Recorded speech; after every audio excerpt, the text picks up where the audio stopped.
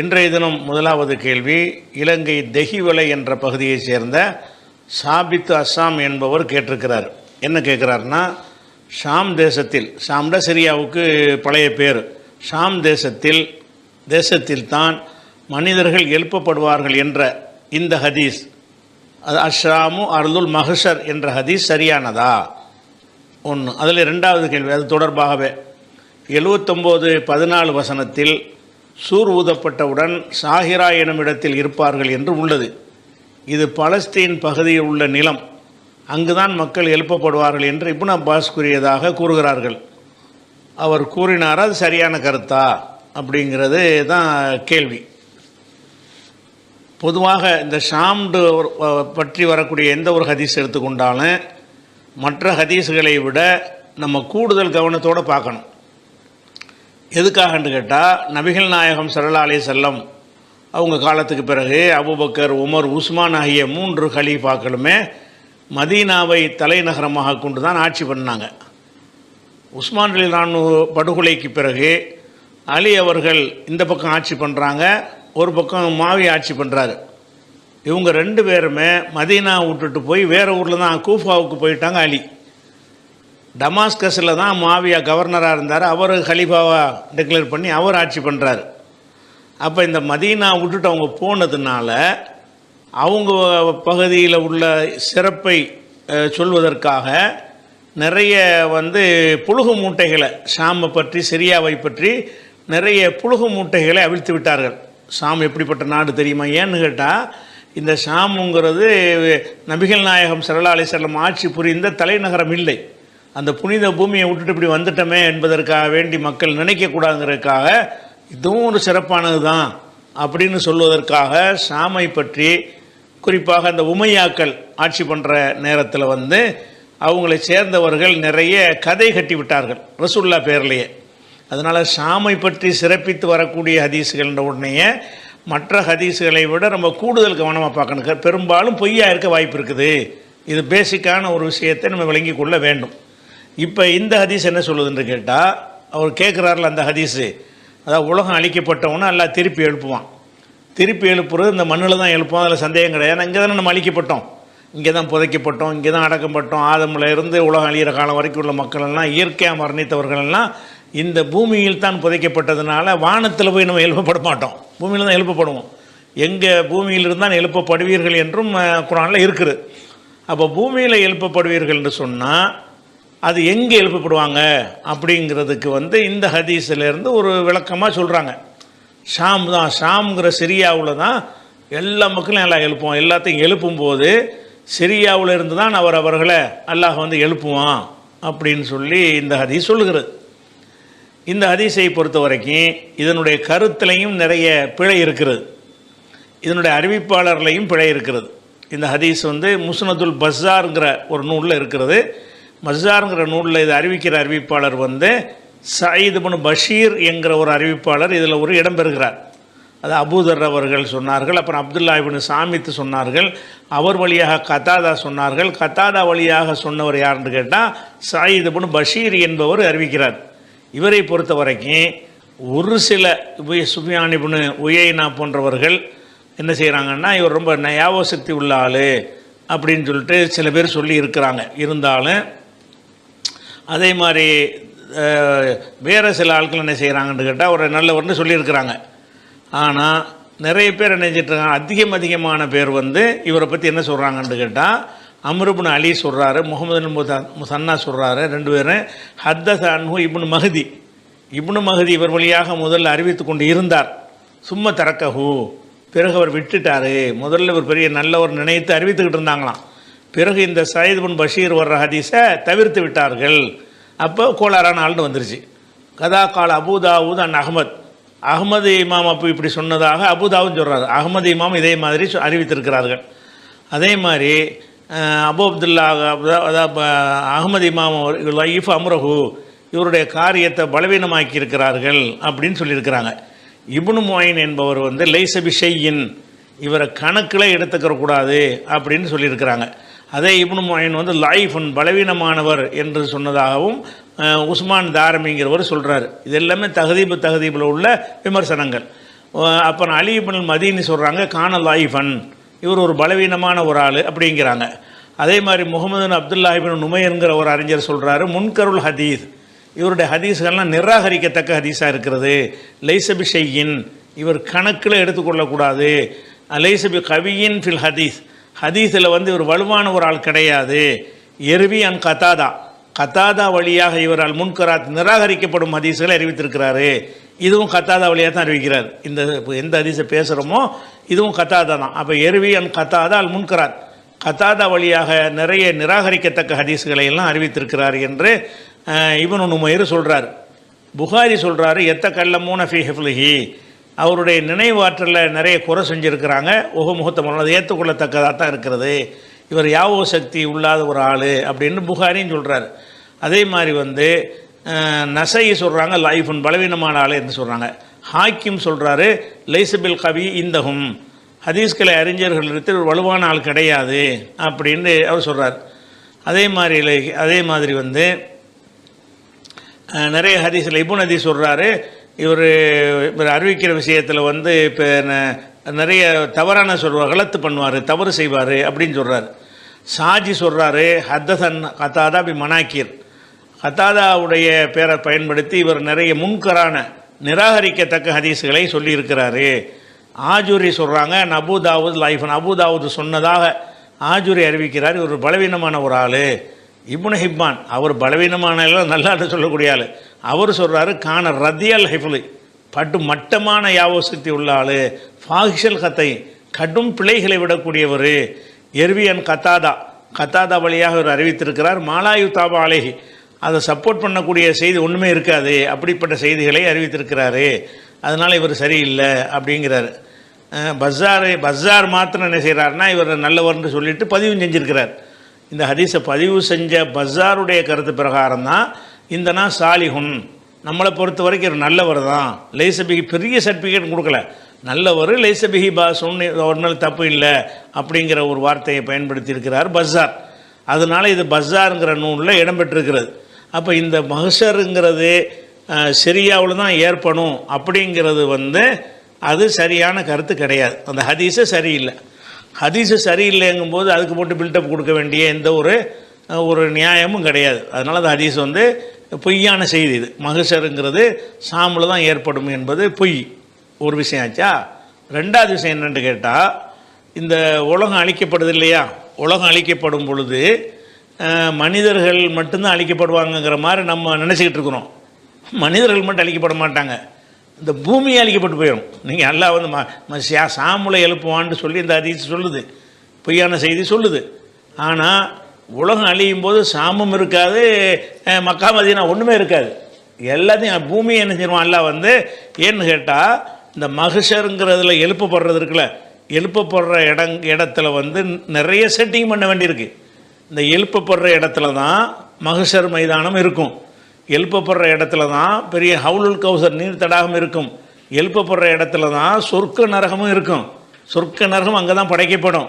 அப்போ அவ்வளோ பிரம்மாண்டமானதாக இருந்தால் அந்த சொர்க்க நரகம் எப்படி இருக்குன்னு கேட்டால் அந்த ஒவ்வொரு ஆள் கிடைக்கிற சொர்க்கமே பூமி அளவுக்கு இருக்கும்னு சொல்லப்படுது. அவ்வளோ பிரம்மாண்டமான ஏற்பாடுகள்லாம் செய்வதாக இருந்தால் இந்த ஒட்டுமொத்த பூமியே பத்தாது. அப்படிங்கிறதுக்கு அல்லாஹ் என்ன செய்கிறான்னா அந்த பூமியை மாற்றுறான். பூமியை அழித்து விட்டு நம்மளை எழுப்புறதுக்கு முன்னாடி இப்போ நம்ம இருக்கிற பூமி பல ஆயிரம் கோடி அளவுக்கு பெருசாகப்படும். 1 கோடி 2 கோடி அல்ல, பல ஆயிரம் கோடி அளவுக்கு இந்த பூமி பிரம்மாண்டமாக ஆக்கப்பட்டு அந்த பிரம்மாண்டமான பூமியில் தான் நம்ம எழுப்பப்படுவோம். விசாரணை நடக்கும், நீர் தடாகம் இருக்கும், பாலம் அமைக்கப்படும், இந்த பக்கம் நரகம் இருக்கும், அந்த பக்கம் சொர்க்கம், எல்லாமே அது வந்து அல்லாஹ்வுடைய ஏற்பாட்டில் என்ன ஆகும்னு கேட்டால் மொத்தமாக அழிக்கப்பட்டு போயிடும். மொத்தமாக எதுக்கு அழிக்கப்படுதுன்னா பத்தாவது முதல்ல அந்த அதில் சொல்லக்கூடிய அந்த ஏற்பாடுகளை எல்லாம் சாமுல கொண்டே பண்ண இயலுமா? சாமுங்கிற ஒரு சின்ன ஒரு குட்டி ஒரு நிலப்பரப்பு. இன்னும் சொல்ல போனால் இந்த உலகம் ஆதம் அலைஹிஸ்ஸலாத்திலேருந்து இன்னைக்கு வரைக்கும் அழிந்தார்கள்ல, இவங்களையெல்லாம் கொண்டே சாமுல வந்து நிப்பாட்டி வைக்க முடியாது. சாமுங்கிற ஏரியாவில் எழுப்பி வச்சு நிப்பாட்டி கூட வைக்க முடியாது, கொள்ளாது. அவ்வளோ ஒரு சின்ன நிலப்பரப்பு அது. அப்போ இந்த உலகத்தில் வந்து மொத்தமே அந்த நிலப்பரப்பை ஸ்கொயர் ஃபீட்டு கலந்து பார்த்தீங்கன்னா ஒரு 370 கோடி பேர் நிற்கலாமா. அந்த சாமுடைய ஒட்டுமொத்த சரியாக இருக்குல்ல அதுலெல்லாம் ஒருத்தர் ஆண்டு நெருக்கி நெருக்கி நெருக்கி இந்த கரூரில் நிப்பாட்டி வச்ச மாதிரி நிப்பாட்டி வச்சாங்கன்னு சொன்னால் ஒரு 370 நிப்பாட்டுறதுக்கு மட்டுமே. அப்போ இன்றைக்கி வாழ்கிற 800 கோடி மக்களை நிற்க முடியாது. இன்றைக்கி வாழ்கிற 800 கோடி மக்கள், ஆதம் அலைஹிஸ்ஸலாத்திலிருந்து இன்றைக்கி வரைக்கும் எத்தனை ஆயிரம் கோடி மக்கள், இன்னும் உலகம் அழிக்கப்படுற வரைக்கும் வரக்கூடிய எத்தனை ஆயிரம் கோடி மக்கள், இவ்வளோ பேரையும் கொண்டு ஷாமில் கொண்டு நிப்பாட்டவே முடியாதுங்கும் போது அதில் எப்படி முட்டி ஏற்பாடு செய்ய முடியும் ஷாமில்? அப்போ அதான் அந்த ஹவுலுல் கௌசர் பற்றி சொல்லும் பொழுது 1 மாத பயண தொலைவு இருக்கும் பொழுது அதனுடைய தூரம் 1 மாதம் போய்கிட்டே இருந்தால் எவ்வளோ தூரம் வருமோ அவ்வளோ பெருசாக இருக்கும் ஹவுலுல் கௌசர். இவ்வளவும் ஏற்பாடு செய்ய வேண்டியிருக்கு இந்த பூமியில் தான். இந்த பூமியில் தான் சொர்க்கம் மகசரு எல்லாமே இங்கே தான் ஏற்பட போகுது. அப்படி இருக்கும் பொழுது இது போதாது, இந்த பூமியுடைய சைஸு பத்தாது. அதுக்கு தான் அல்லாஹ் என்ன செய்கிறான்னு கேட்டால் 14:48 வசனத்தில் சொல்கிறான், யௌமத்து பத்தலுல் அருளு, இந்த பூமி மாற்றப்பட்டு விடும், கைரல் அருளி, இது அல்லாத வேறு பூமியாக மாற்றப்பட்டு விடும். அப்போ இந்த பூமியில் அல்லாஹ் எழுப்ப மாட்டான், பத்தாது. ஐம்பது பேரையும் எழுப்புனா என்ன இவ்வளோ செட்டிங்களுக்கும் போதுமானதாக இருக்காது. அதனால் யௌமத்து பத்தலுல் அருள் கைரல் அருள், இந்த பூமி வேறு பூமியாக மாற்றப்பட்டு விடும் அப்படின்னு 14:48 சொல்கிறதுனால பூமியை வேறு மாற்றியாச்சுன்னா அப்புறம் சாமி எங்கே மக்கா எங்கே ஒன்றுமே இருக்காதாங்க. இந்த பூமி டோட்டலாக சேஞ்ச் பண்ணிட்டோம்னா ஒரு ஒரு ஒரு ஒரு பொருளை உருக்கி வேறு ஒன்றை தயார் பண்ணிட்டேன்னு வைங்களேன், அதிலேருந்து எல்லா விதமான பேர் அடையாளம் எல்லாம் போயிடும்ல. இந்த பூமியை மொத்தமாக அழிச்சாச்சு, அழிச்சிட்டு மரம் ஆகுங்கிறான் அல்ல, மரம் ஆகுது. அதில் எது சாமி இருக்கு? புதுசாக உண்டாக்கப்பட்ட பூமியாக மட்டும்தான் இருக்குமே தவிர அதில் சாமம் இருக்காது, அதில் மக்காவும் இருக்காது, அதில் மதினாவும் இருக்காது, சென்னையும் இருக்காது, இலங்கையும் இருக்காது. அது ஒரு பூமியாக அது ஒரு மொத்த ஒரு பகுதியாக மாறிடும். அப்போ அல்லாஹ் சொல்கிறான், இந்த முட்டை பூமியை மாற்றிட வேண்டு, இவங்க இப்படிக்கேன்னு சாமில் கொண்டு போய் எல்லாத்தையும் எழுப்புவாங்க. அந்த சிறப்பு சேர்க்கறதுக்காக புட்டு அடிச்சிருக்காங்க. அந்த சாம பகுதிக்கு ஒரு சிறப்பை சேர்க்கணுங்கிறதுக்காக வேண்டி அடித்த ஒரு புழுகு மூட்டை தான். அது பாலஸ்தீனில் ஏன் எழுப்பப்படுமா? அது பாலஸ்தீனுக்குள்ளே ஒரு 20 லட்சம் 30 லட்சம் பேருக்கு மேலே கொள்ளாது. அதில் போய் எப்படி பேர் எழுப்ப முடியுமா? வாயில் விட்டு அடிக்கிறாங்க. எத்தனை கோடி மக்கள் இன்றைக்கி வரைக்கும் இருக்கிறாங்க, இதுக்கு முந்தைய எத்தனை ஆயிரம் கோடி மக்கள் போயிட்டாங்க, இனி எத்தனை ஆயிரம் கோடி மக்கள் வந்த பிறகு ஒன்றும் அழியுமோ தெரியலை. அப்போ இவ்வளோ பெரிய பெரும் திரளான மக்களை பாலஸ்தீனில் எல்லாம் எழுப்புவான்னு சொல்லி இப்னு அப்பாஸ் சொன்னார்னே. இப்னு அப்பாஸ் அவருக்கு ஒன்றும் விளங்காமல் அந்த காலத்தில் அறிவை கொண்டு சொல்லியிருக்கிறார். ஏன்னா எவ்வளோ மக்களுங்கிற அவர் காலத்தில் உள்ள மக்கள் என்ன கொஞ்சமே இருந்திருப்பாங்க, இவர் நாளைக்கே கியாமத்தில் வந்துடும் போல இருக்குன்னு நினச்சி அவர் சொல்லியிருக்கலாம். அது அவருடைய கருத்து தான். அது பாலஸ்தீனில் எழுப்பப்படுவார்கள் என்பது அவர் கருத்து. அவருக்கு இந்த விஷயத்திலாம் அவர் கரெக்டாக சொல்ல முடியாது. அவராலையெல்லாம் பிந்தி வர்ற மக்களுக்கு தான் கரெக்டாக சொல்ல முடியும். அதனால் அல்லாவே இந்த பூமியை பத்தாதுங்கிறதுனால தான் நம்ம வீட்டுக்கு வேறு பூமியை மாற்றுறான். ஏன்னா அவ்வளோ வேலையை செய்ய வேண்டியிருக்க. சொர்க்கம் ஒரு சொர்க்கமே ஒரு பூமி அளவுக்கு இருக்குங்கிறான் அல்லா. அப்போ அவ்வளோ பிரம்மாண்டமான சொர்க்கத்தை எல்லாம் படைப்பதாக இருந்தால் இந்த இருக்கிற பூமியை டோட்டலாகவே மாறி போயிடும். கம்ப்ளீட்டாக நினைஞ்சிறேன் இது பல ஆயிரம் கோடி மடங்கு பூமியாக மாறிடும். அதில் தான் மகசர் வரும். அப்போ மகசர் சாம்பல் வருங்கிறது இந்த வசனத்துக்கெல்லாம் மாற்றமாக இருக்குது. அதுபோக அல்லாவுடைய ஒரு ஸ்டைல் என்ன இருக்குன்னு கேட்டால் எல்லாத்தையும் 2வது தடவை படைக்கிறது அல்லாவுடைய தனியான ஒரு சிபத்தாக அல்லா சொல்லி காட்டுறான். சொர்க்கம் ஏற்கனவே இருக்குது, அந்த சொர்க்கத்தை நம்ம போக மாட்டோம், அழிச்சிட்டு தான் மர படைப்பான். விளங்குத? வானம் இருக்குது, பூமி இருக்குது, இந்த பூமி அழிச்சது எல்லாம் படைப்பான். அது அல்ல என்ன கேட்குறான்னா, குல் ஹல் மின் சுரக்காய்க்கும், உங்களுடைய தெய்வங்களில் இருக்கிறார்களா, மை எபுதவுல் ஹல்க சுமை எழுதுகு, முதல்ல படைத்து விட்டு மறுபடியும் படைக்கணும் யாராச்சும் இருக்கிறாங்களா அப்படின்னு அல்ல அப்படித்தானே எல்லாத்தையும் செய்கிறான். நம்மளை படைச்சிட்டான்ல மறுபடியும் படைக்க போகிறான், பூமியை படைச்சிட்டான்ல மறுபடியும் படைக்க போகிறான். அப்போ குலில்லாஹு சொல்லுங்கள் நபி, நீங்கள் சொல்லுங்கள், அல்லாஹு எபுதவுல் ஹல்க சுமை எழுதுகு, அல்லாஹு தான் முதல்ல ஒருக்கா படைப்பான், 2வது ஒருக்கா படைப்பாங்கிறான். அல்லாஹ்வுடைய தனி சிறப்பு என்னன்னு கேட்டால் படைச்சதை அழிச்சிட்டு மரப்படைக்குவான் அப்படிங்கிற 10:34 வசனத்தில் சொல்லி காட்டுறான். இதே கருத்தை 27:64 சொல்லுகிறான், 29:19 சொல்லுகிறான், 30:11 சொல்லுகிறான், 30:27 சொல்லுகிறான், 85:13. இது எல்லாத்துலையும் என்ன வருதுன்னு கேட்டால் அவன் 2ஆம் முறை எல்லாத்தையும் படைப்பான், பூமி உள்பட. அப்போ இந்த பூமியை அழிச்சிட்டு வேற பூமி அல்ல சொர்க்கம் வரதுன்னு சொல்ல பார்த்தாங்கன்னா வருது, அது இருக்குது, அது அழிக்கப்பட்டுரும், அதுக்கு நம்ம போக மாட்டோம். புதுசாக தான் நல்லா படைக்குவான். அந்த சொர்க்கம் நர எல்லாமே ஃப்ரெஷ்ஷாக தான் நல்லா படைக்கும். 2வது தடவை படைக்கிறது இன்னுஹுவ யுபுதியு யுஈத், அவன் தான் முதல்ல படைப்பான், 2வது ஒருக்காவும் படைப்பான், அழிச்சு விட்டு படைப்பான் அப்படின்னு சொல்லி பல இடங்கள் அல்ல நான் சொன்ன வாசி காட்டின எல்லா வசனங்கள்லையும் இருக்குது. அதே மாதிரி அந்த சொர்க்கத்தை பற்றி எல்லாம் சொல்லும் பொழுது ஓ சாரி ஓயிலா மகபிரத்தி மிரப்பிக்கும், உங்களுடைய இறைவனுடைய மன்னிப்பை நோக்கி விரைந்து வாருங்கள், ஓ ஜன்னத்தின் சொர்க்கத்துக்கு நோக்கி விரைந்து வாருங்கள். சொர்க்கம்ங்கிறது என்ன தெரியுமா? அர்லுஹு சமாவாத்து உள்ளர்து, அதனுடைய பரப்பளவு என்பது இந்த வானபூமி எல்லாம் சேர்ந்த அளவுக்குள்ள பெருசு.